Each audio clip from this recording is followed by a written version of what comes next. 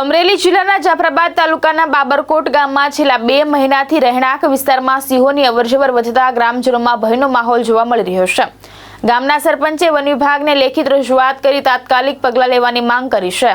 અમરેલી જિલ્લાના જાફરાબાદ તાલુકાના બાબરકોટ ગામમાં છેલ્લા 2 મહિનાથી રહેણાંક વિસ્તારમાં સિંહોની સતત અવરજવર થતી હોવાનો ગ્રામજનોનો દાવો છે।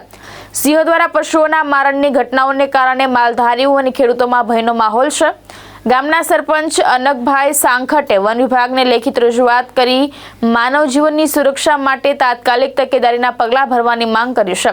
રજૂઆતમાં અનુભવી ટ્રેકરોની બદલી અને વન સ્ટાફની અછતને કારણે સિંહોના ટ્રેકિંગમાં મુશ્કેલી પડતી હોવાનો પણ ઉલ્લેખ કરવામાં આવ્યો છે।